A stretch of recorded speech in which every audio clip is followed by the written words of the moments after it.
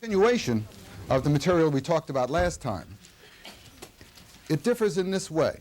Last time, we talked about social psychological processes within the individual that led people, for example, to be more or less internally motivated in school. We used school, real-life field situations to test out ideas about what was happening within the individual. That research is primarily based on social psychology by people who are labeled as psychologists. Today, we're also going to be talking about social psychology, but the emphasis will be on research by people who get labeled as members of the sociological union. And if you think about it, the difference is this. Today, we're going to talk about differences in interaction that take place because people don't walk into interaction with each other as equals, but have other statuses. Statuses like rank, or income, or sex, or ethnicity that affect the way the interaction takes place. So it's as if one were to look at the societal inequalities and then see them reflected in the interpersonal interaction. So now we'll be talking about studies where the numbers of people participating is small. The number is small, numbers like 2, 3, 4, 8. And yet, we're probably often looking at phenomena, like the example of women and math, that are deeply built into the social structure as a whole. Has everybody got that? So we're going to be talking now about processes that are shaped by the inequalities of persons as they enter into interaction with each other. Okay? Now, in a way, we're applying the cognitive construction model that Al talked to you about. And it's a little like Arthur Wolff, a long time ago, who talked about the creation of the social world, the extent to which we have a different kind of environment and reality, and it is in part there and in part created by people seeing it as there. We make up that reality. So as I said to you, A slapped B. Well, you have a feeling about this. So as I say, A is a female and B is a male. Well, then you have a whole kind of story that you might start thinking of telling about that. And then I say A is 27 and B is 8 months. Then you have a new kind of story that you tell. And the reality is still A slap B, but how you interpret it depends markedly on who these people are. Okay? Moving smoothly along, you heard Al say exactly the point that I am repeating here. The W.I. Thomas and Dorothy Thomas phrase that things that people believe, even if false, are real in their consequences. Let me give you, as an example, something that Sol Ash, the same guy who did the conformity experiment. By the way, there are loads of names in the outline, I think, and you don't have to know any of them. The only names in this sort of section that you're responsible for are names like Ash, Sheriff, and Milgram. And if there are others that come up that you have to know, I would tell you. But I just wanted you to know what the sources were of some of this material. The same Sol Ash did studies about what he called central characteristics of human beings. A central characteristic is one that affects people's images in many other ways. And warm, cold was a central characteristic. And the way it was demonstrated was very simple. You give people descriptions of an individual and change various characteristics. A union leader, a business manager, this, that. And when he changed in one description the person from being warm to the person being cold or vice versa, there were big changes in the way people described and felt about that individual. It's also been done over and over again in nasty studies done of college students. What they do is they say, we have a guest lecturer on Monday. Her name is Shirley Feldman. She really knows her stuff. She's a little standoffish, she's a little bit cold, but boy, she is really a great scholar and you'll learn a lot from her. Or we say, I know you'll like hearing Shirley on Monday because she has the ability to involve students. She really cares about teaching and about really getting through to the students. You're a very warm person. And then you ask at the end of the quarter, and people in fact report, differentially depending on which class they were in, as Shirley was a great teacher or a lousy teacher, markedly affected by whether she was warm or cold. And in fact, they find that when the teacher is billed in advance as cold, the students fit farther back in the classroom. Al played a little trick on a human bio class 3 years ago. When he was introduced for the first time, he said, his first sentence, "I hope that my New Jersey accent doesn't give you trouble." 3 students in the class reported that they had difficulty understanding him because of his New Jersey accent, and nobody had ever said that in all the decades of teaching that Al had been in before. Okay? So you can see that what happens is a function of what is believed. And the reason that they do the warm-cold experiments as experiments where they give one group the word that Shirley's cold and the other that Shirley is warm is because then they know it's the same person doing the same stuff in the same kind of class, random assignment perhaps to the 2 groups, and that way you really know that it's the warm-cold that's making a difference. Also, we see that the images that people have are markedly affecting the way they perceive, and sometimes to the detriment of truth. I once gave a lecture here at Stanford to a big class where I got completely confused.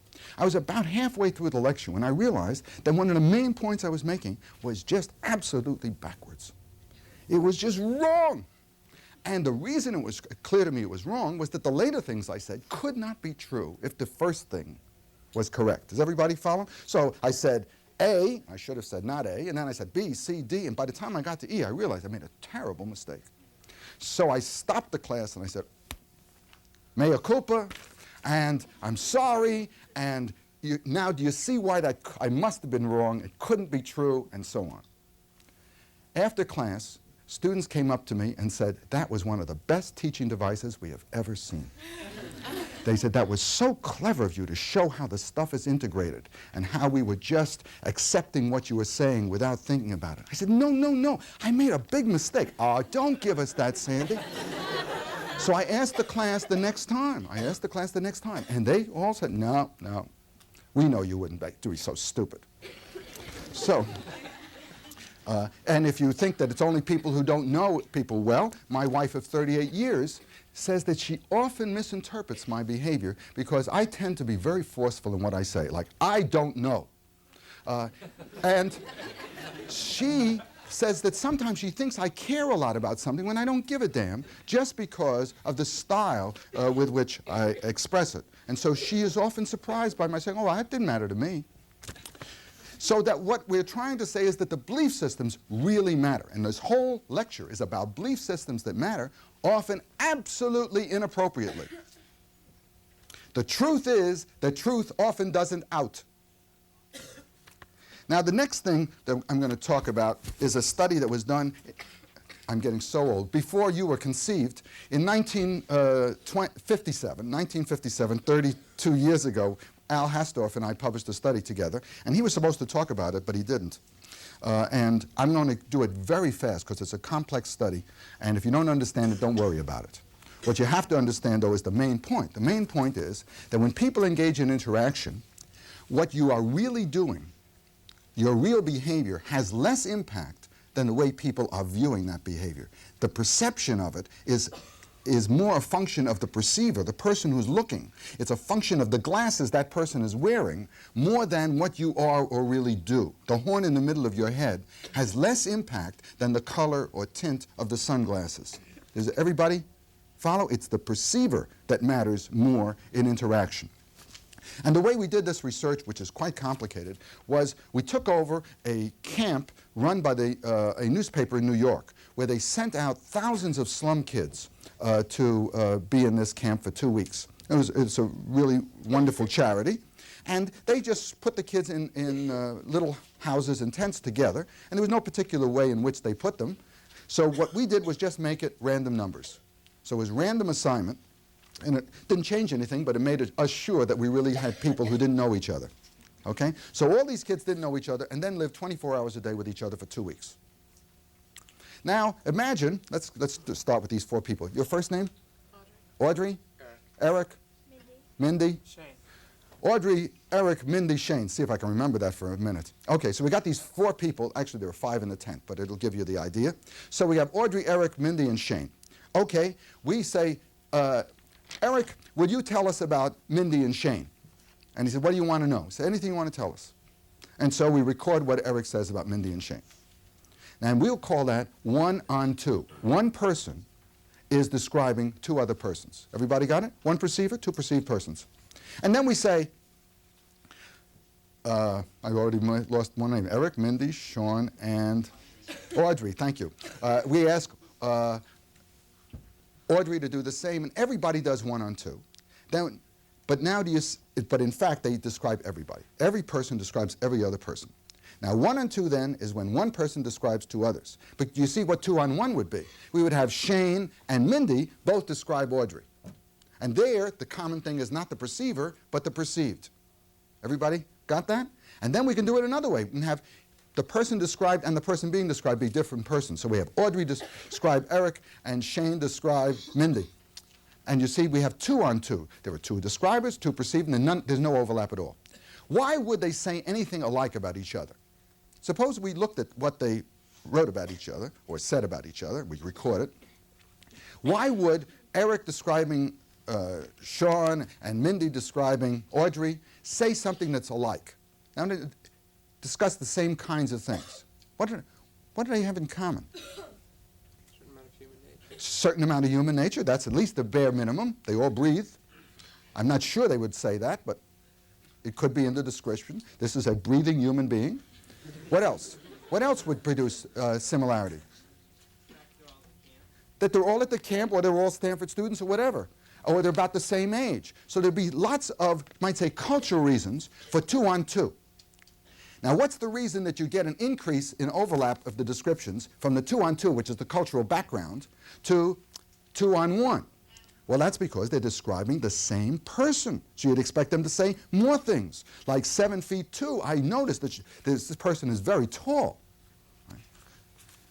And why would you expect overlap when Mindy describes Audrey and Shane? Well, because Mindy has a way of looking at the world. Everybody got it? That's the perceiver. And when we do the analysis, I see some puzzled looks. When Mindy describes Audrey and Shane, you get additional similarity in what is being said because Mindy has a thing about people who wear slacks. And she describes about everybody, are they slack or non-slack wearers? Or she has a thing about people's being neat or having dirty ears or being aggressive. Whatever the thing is that's in Mindy's head, she's going to increase the overlap between those two persons compared to two different persons describing two different persons. Everybody got it now? All right. And what we do is we show this, that the overlap between two persons describing two other persons, the 2 on 2, is about 43%. And the overlap for 2 on 1, when they describe exactly the same person, is 47%. And the overlap when one person describes two different people is 57%. Markedly greater. That is, if you look at the increment is markedly greater, so that the perceiver is having more of an impact upon what is seen as the characteristics of the other person than the reality of the other person. The glasses affect them more than the horns. Everybody follow? You don't get it. I don't want to spend much time. Let me try one more time, all right? What don't you understand? Do you know? Sometimes it's hard to know what you don't understand. People perceive. I mean, what does a perceiver, why does a perceiver see it? Why do perceivers see the same thing across different persons? I mean, greater than... Why would that be true? Is that... Oh, well, that's a different question. So you are understanding that this is what we show, but now the question is, why is that so? Now, let's suppose that you worry about your dress. Then you are a person who notices how others dress. Let us suppose that you are having a lot of trouble with the course. Then you pay more attention, perhaps, to other people's grades. If you, and Sarah, your problems, your internal dispositions, the things that you have learned to emphasize, suppose you're great at sports. Then you notice that this person is a physical idiot. Right? You see, you change, then that's the same person, and someone else would have no idea of how they do in sports and not care. So I'm arguing that part of the reason that the things that people believe are so real in their consequences is that the perceivers, the people who go around, that's us, looking around at what's happening to us in our social life are affecting what they see even more than the reality of what's happening around them. Let us suppose that you're having a real family crisis, and that day we come close to nuclear war. You'd hardly notice, right, compared to the other persons, because you are so involved in the thing that's under your control since the president hasn't asked your advice. Okay, so it's your immediate concerns which are shaping. I can't spend more time on it. Is that good enough? Anybody else unhappy? Onward. Now, in your reading is something that's hard, called status characteristics theory. And it has one simple idea that's hard to understand, and I want to get it through to you. It is this, that people differ in their characteristics. I mean, some of us are tall, some are short. Some are attractive, some are unattractive. Some are rich, some are poor. Some are smart, some are dumb. Some are terrific tango dancers, some of them stay away from the floor. All sorts of ways in which we differ. Now the question is, will you pay attention to some things when they have nothing whatsoever to do with what the interaction is concerned with? Now let us suppose we take people who don't know each other and we put them together. And what do? They size each other up. You know those kind, where are you from, what classes are you taking, or what are you majoring in, and you gradually are trying to pigeonhole this person, put him into a category. And what we say is that if the category is one where there is inequality, where there is a higher and a lower state, like being smart compared to being dumb, right, or being strong compared to being weak, if there's a higher or lower state, then for certain diffuse status characteristics, by diffuse we mean they apply over and over again in many different areas of life, they diffuse through the society. For certain diffuse status characteristics, the burden of proof is on you if you don't use those differences, those inequalities, in looking at the interaction and guessing what's going to happen. Let me phrase it again a different way. A person is higher in status than I on something. Now, will I take that into account in our interaction? The answer is yes, unless I find some reason not to. The burden of proof is on you not to do it. You've got that you assume it's true and it's going to have an impact, even though you have no evidence whatsoever that it does. The assumption is that it's going to matter, and then you have to fight to keep it from mattering. Now, perhaps this will be a little clearer when I go into concrete examples, but before I do, any comments about that more general statement? Yes? So you're saying the burden on proof is on the lower status? It's on the perceiver. It doesn't matter whether they're the lower or the higher status person. People believe that these inequalities are going to affect our interaction in certain ways that are consonant with the inequalities with which we enter them. And even though the thing we're doing has nothing to do with it. I'll give you an example. Some students were at a break in a human bio course doing a crossword puzzle. I like crossword puzzles. So I looked over their shoulder, and they turned to me, and they really expected me to give them right answers right away. Now, that's because I'm older, I guess. I mean, it's ridiculous. I said, God, you've done well on that puzzle, much farther than I would get. But their immediate reaction was, he's a professor, he must be good at crossword puzzles. Right? And that kind of leap, since I have no evidence on whether crossword puzzle doing is one of the characteristics associated with rank at Stanford, I have no evidence, and they didn't either. But they guessed that it would have an effect. And so constantly we guess that it will have an effect. And because we believe it, things that people believe are real in their consequences. Okay? Now, let's start doing studies that relate to this general status characteristic idea. The first point I want to make is that most of this is done with experiments or field experiments. That is, you really want to have some control over what's happening, because otherwise it's very hard to interpret. Yesterday, it seems like an eternity ago, I was in Texas giving a speech. It was a big crowd, and there was lots of discussion from the floor. And I can tell you that approximately 2/3 of the people in the room were female, and approximately 3/4 of the persons speaking were male. Everybody got that? You've seen that pattern before. Now, I believe that gender is in fact related to that. Okay, so let's not kid ourselves. I really do believe that men under these conditions are more likely to speak if all other things were equal. But let's try and argue away that point. Let's say gender had nothing to do with it. What might be some reasons why the men might talk more? Yeah. Maybe you were lecturing on a subject like auto mechanics. That's right. As an expert on automobiles, I'm glad to hear that, etc. Okay? So the men know more, and therefore they do this. Why else? Yeah. Similarly, they might know less and need to ask more questions. That's perfect. You see, so we've got a wonderful explanation. The men know more, the men know less. That's why the men talked.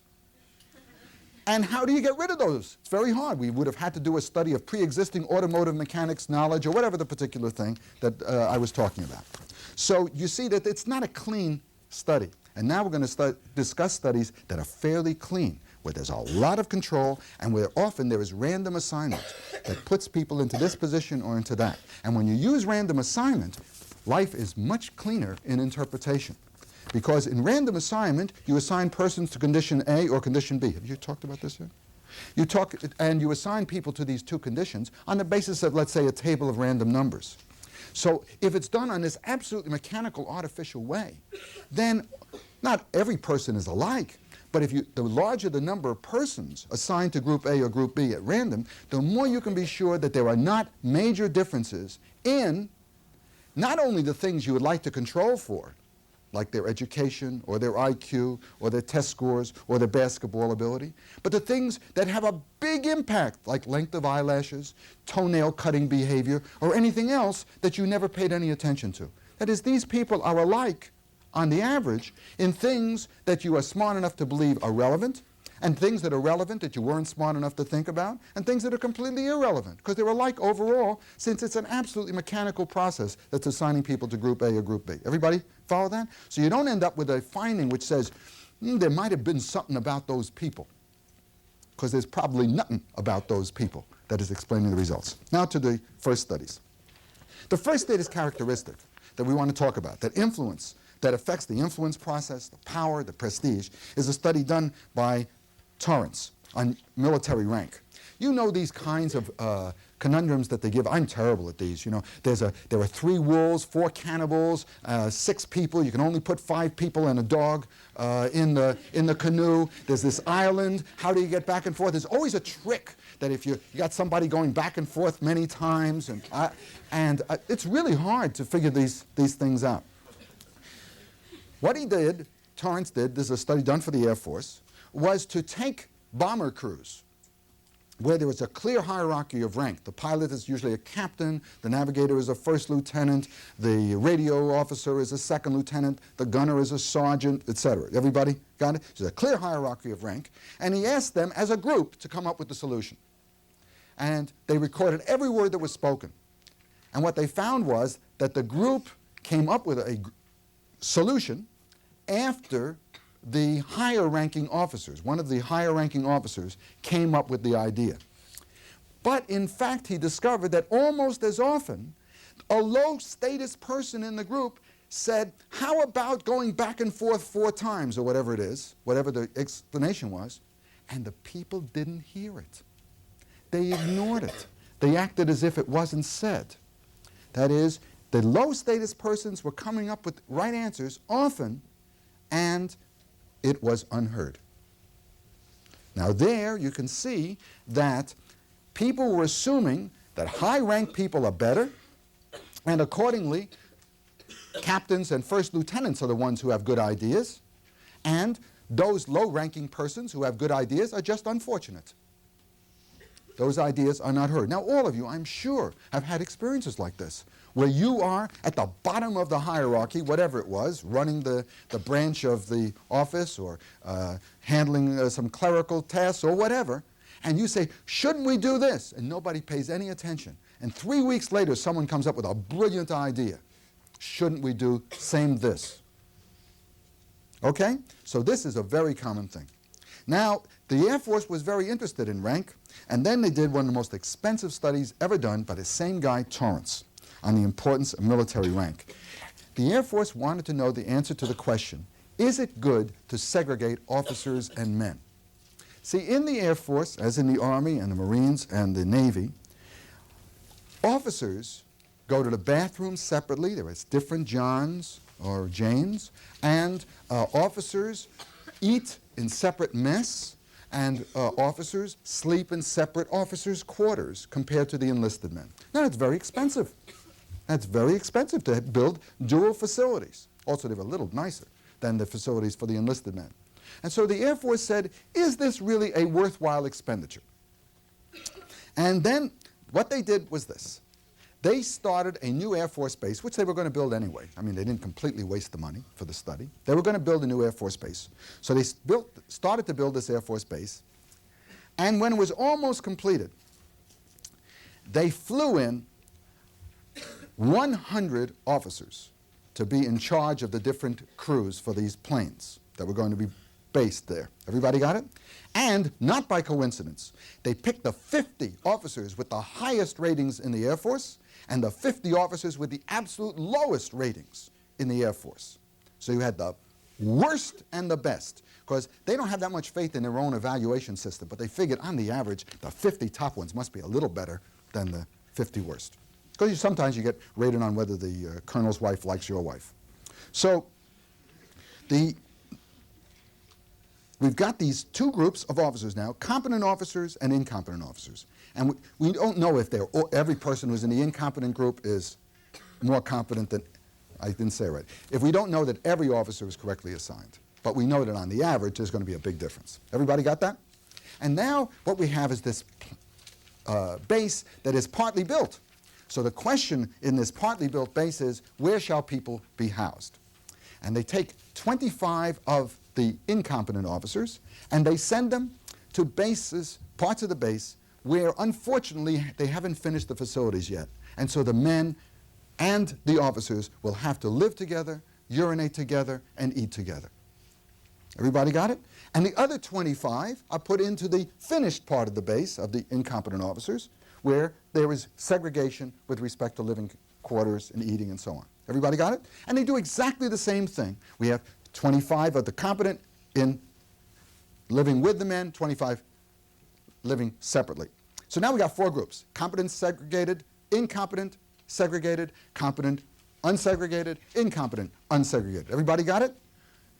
They then take the groups, and one at a time, bomber group by bomber group, they send them out to the desert in a really rough exercise where, with very little equipment, they got to get back to base. Now, just to make you feel better, nobody dies in this. There is a way to signal. Every day helicopters go out and check on you. There's a way to signal we're about to die and everyone's rescued. Everybody, but it's a really tough, stressful situation for the officers and the men. And now the question is, which of the four groups is most likely to get back to the base? So we got competent, segregated, competent, unsegregated, incompetent, segregated, and unsegregated. Which is the most likely to get back to the base? The unsegregated incompetent, he says, and he is wrong. Next guess, we got three left. The competent unsegregated, you guys win. The competent unsegregated were the most likely to get back to the base. Followed by, who else got back to the base? Most of you answered competent segregated, and you're right.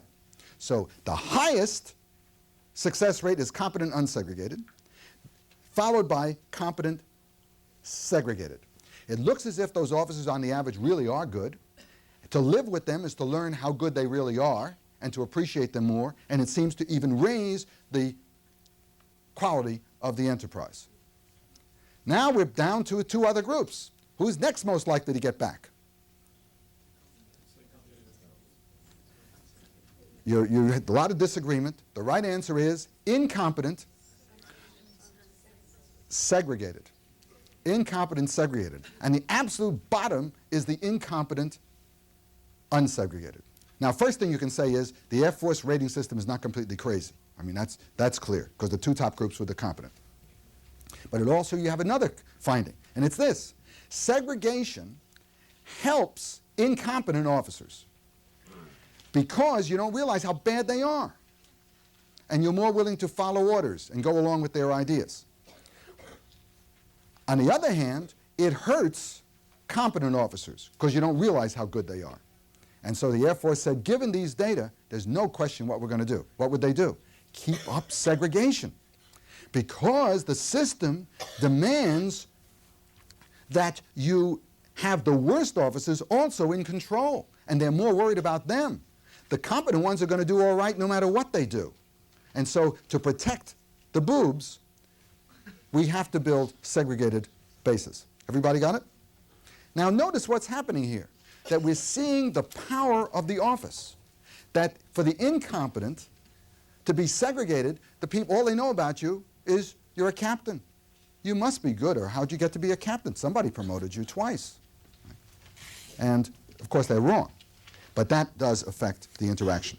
Okay, any comments on that? Everybody follow? Turn the page. Now we have college or university rank. I'm going to use many examples at Stanford University simply because then you can not say this is true for people in general but not for us. Imagine the following situation. You are asked, are there more dots in the top half of this screen, the slide that you just see, or in the bottom half? And the slide is carefully chosen so that half the time people will say there are more dots in the top, and half the time they'll say more dots in the bottom. Or it'll be how many bars are there above or below, whatever the particular thing. So this is a perceptual task where there is no right answer, and it's tough. It's tough to know what the right answer is.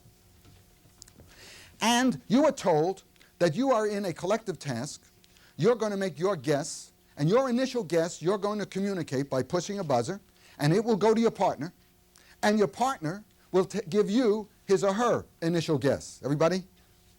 Got it? And then you've got to come to a final decision. So you vote for what the final decision will be. And there are rewards for doing the right thing. Everybody understand? So there's a preliminary choice, and then there's a final choice. Now, in fact, there is no other person, but there is a computer. And when there is this computer, here's what happens. You make an initial choice, and the computer randomly decides whether or not to tell you you're wrong. And then the question is, how much are you influenced by this random event of being told that the other person disagrees? So now there's another person you think is disagreeing, but there is no other person. Got that? But what are the characteristics of this non-existent other person? Well, you're told those characteristics. You read about them. You said, here's your team. This person's in another place with a machine just like yours. And this person is, and they have a whole bunch of descriptions, and they change one aspect of it. They change that the student is either a Stanford student or a Foothill student. And what they find is that when the other person is defined as a Stanford student, people give in a lot. And when it's the other person is defined as a Foothill student, they don't give in nearly as much. Now, is there any real difference? No, it's a computer and they're not there. But people are guessing that on this difficult task of how many dots are above the middle of the slide, smart Stanford students must be good at that. Now, I assure you they're not good at it because nobody's good at it. It's like tossing a coin. But you can see how you're getting credit for being at Stanford in areas where you have no competence whatsoever. All right, everybody follow that? They also did a very interesting PhD dissertation where they combined statuses, and they said this other person is a black Stanford student. They found that when told that the other person was a black Stanford student, that the person gave in even more. And when asked why, they said, we know how hard it is to get into Stanford. If that person is black, that person is spectacular. And so they gave even more credit for slide dot qualities to black Stanford students than to non-black Stanford students. Now let's try a different example. Let's try gender. Now, there was interest here at Stanford in whether co-ed dorms make a difference. There are loads of studies that show that in interaction, that women talk less, they interrupt less, they ask questions more, they phrase things more tentatively. There's some wonderful research that I've never seen published up at Berkeley by people in, I'm not even sure what the department is, but they're not psychologists. They're people in a department relating to speech.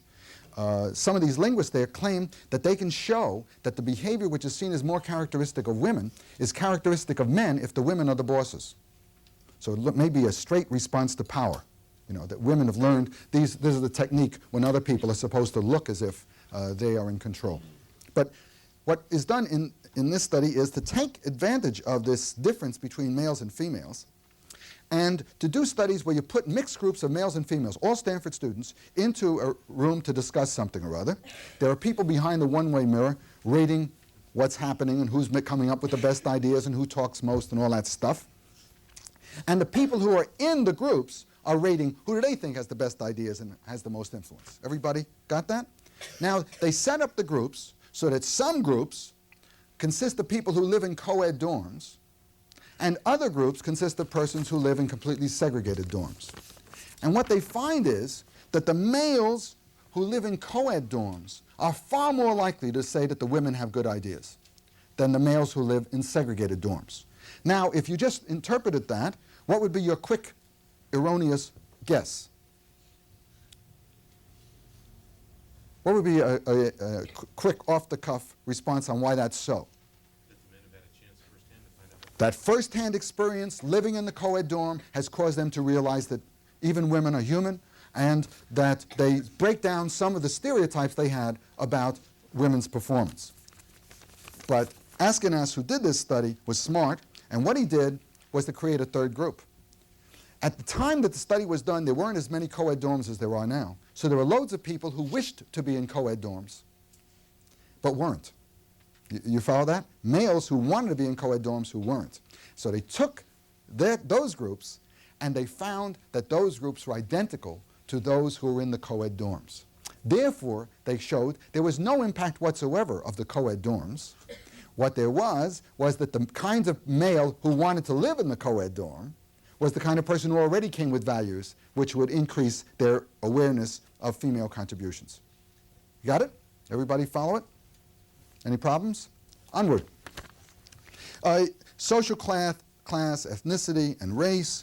What we're seeing is big differences in power and perception. You all see these examples over and over again. For example, lower status people are much less likely to talk, to feel insecure in meetings and so on. And a personal example I once had, I was in a meeting with Dave Packard, who has $2 billion. And he said something that I thought was very foolish, and in the very calm, soft way I have, I said, "Gee, that's stupid, Dave."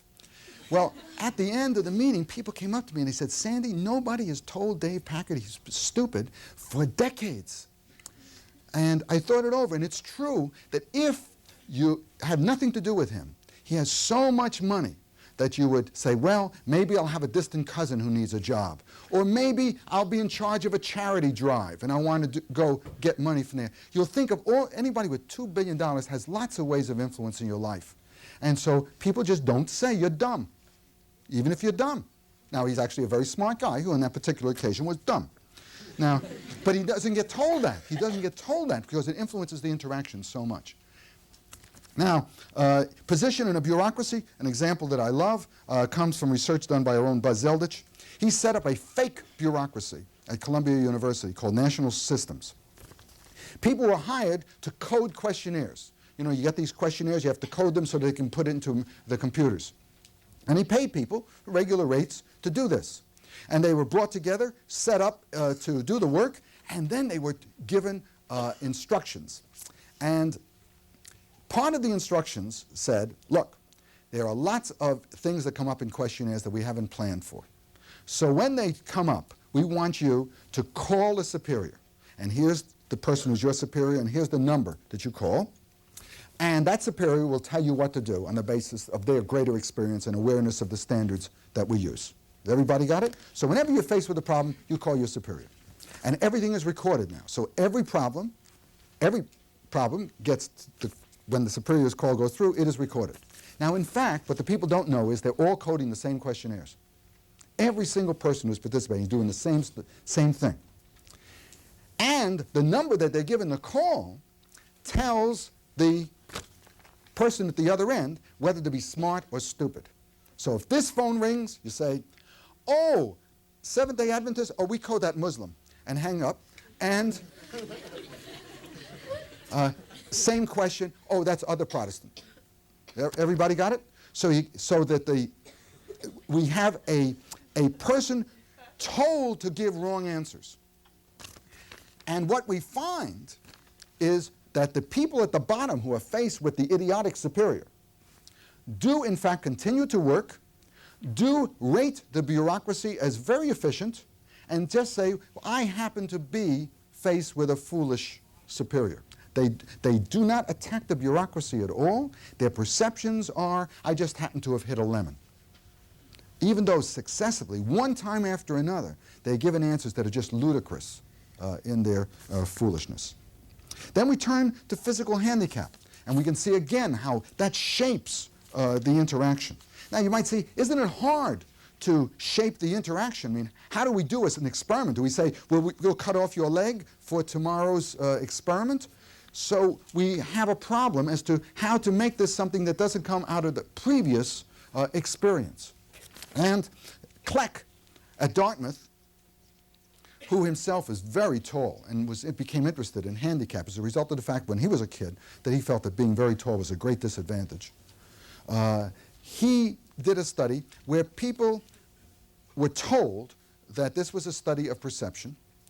These were women at Dartmouth, and they were told that we want to know how physical deformities affect interaction. And if you wouldn't mind, what we're going to do is to paint a scar on your face. And they do a terrific job of creating a really livid scar that leaps out at you. And the person sees what they look like and say, boy, that really does look bad. And they say, yes, what we're interested in is how does that affect what happens in interaction. So you're going to see somebody else for the first time, and we'd like you to report what effect this has. Everybody got it? And it's going to be filmed. And so as they're moving this person into the next room for the kind of nonsense that we have here, what they do is they say, but you know, those lights are really hot and you're beginning to sweat. Let me get some of the sweat off because we do have to film this. And so they sort of wipe the face. Unknown to the person, there's a chemical on the wiper which completely obliterates the scar. There is no scar. Everybody got it? While being wiped. So the person walks into the interaction thinking that she is physically handicapped, that she has this scar. And of course they have a control group that is told nothing like this and so on. And what they find is that the non-existent scar affects the interaction. The person thinking they're scarred stands farther away, sees the other person as more distant, sees the other person as somewhat affected by their scar. The other person reports that this is a colder individual, a person who is not warm, not approaching, and so on. So it really is affecting the interaction, even though it is false. Everybody got it? Al Hastor, from whom you've been hearing, he does research which shows that the handicapped are in fact held at a distance by the non-handicapped in our society. And that he tries to teach techniques where the handicapped, in their interactions with the non-handicapped, learn to talk about the handicap early in the interaction in order to put the other person at ease. Because otherwise the person doesn't know quite what to do, whether to look away, or whether they're supposed to come to their aid or not come to their aid. And to have a kind of openness in the interaction about the handicap reduces markedly the distance between the physically handicapped and the non-handicapped. And to conclude on this little list, there was a study done by Harrell at the Stanford Business School. What do you think is the absolute best predictor of later swift promotion of Stanford Business School graduates? It says so right here: height. People look up to taller people. I am 5'7"3/4". I resent this finding. My advice is stretch. And it seems to be a tendency that we have, that big people in some ways are more dominating, or we look up to them or whatever, even in such silly things as presidential elections. It is true that we've only had 2 presidential elections in which the shorter person won. Now, let's talk about this in general.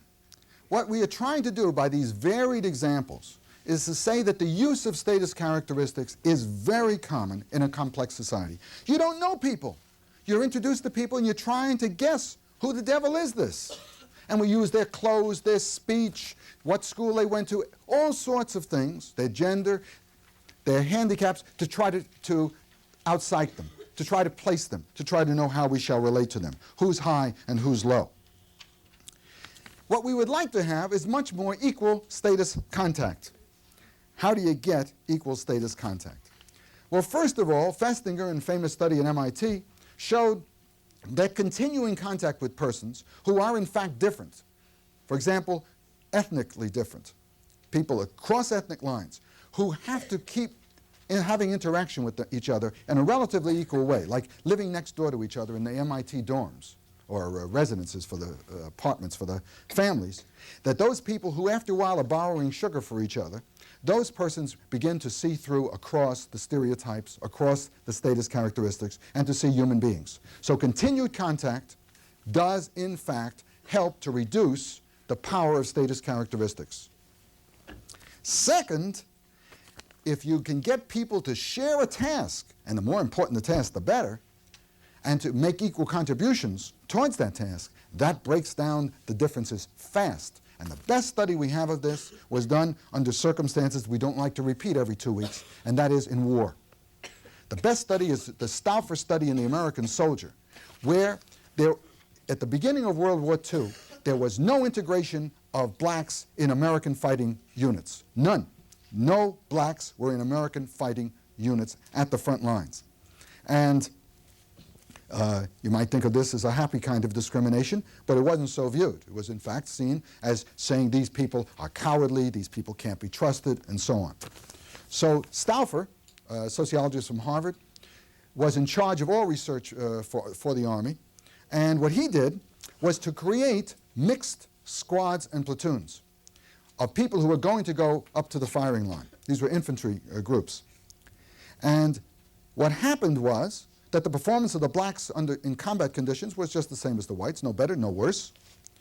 And it markedly concentrates your feeling about so-and-so to be crawling forward and knowing that the thing that's keeping you from being shot is that this person is shooting and trying to get the other people to keep their heads down on the enemy's side. So as you're running forward, you're depending on those blacks and whites in the background. And you start thinking less about whether they're blacks or whites and thinking about whether they are courageous enough to risk themselves a little bit when you are risking a lot. And people are constantly involved then in this shared task of enormous power to concentrate. Dr. Johnson said being hanged in the morning concentrates the mind. Being in a battle concentrates your mind. Now, we're not going to produce many shared tasks like that. And one of the things that this hour, I hope, convinces you of is that it's very hard to set up equal status. Because think of all these things. You put people who in a situation where they're really equal, and in fact, they think of themselves as unequal on the basis of status characteristics which are inappropriate. If the task is to do a crossword puzzle, and it's males and females, the males are likely to talk more, even though women are better verbally. Everybody follow? So it's very hard to have equal status. And the best example of this is the studies by Liz Cohen, who finds that if you train the people in the lower status group, whatever it is, let's say you train kids who are in the low status ethnic group, so that they really can do the task better, the higher status group, and this is a study of, let's say, Hispanics and non-Hispanic whites, right around here, 12-year-old boys, the higher status group dominates the interaction anyway. She trains the Hispanic kids to build the radios, little crystal set radios, but in fact, even though they know better, the dominance of the Anglos takes over and they do most of the work.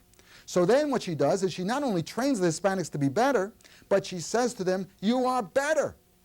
The other person doesn't know how. Now you two are going to build it. And what do you think happens? The Anglos still dominate.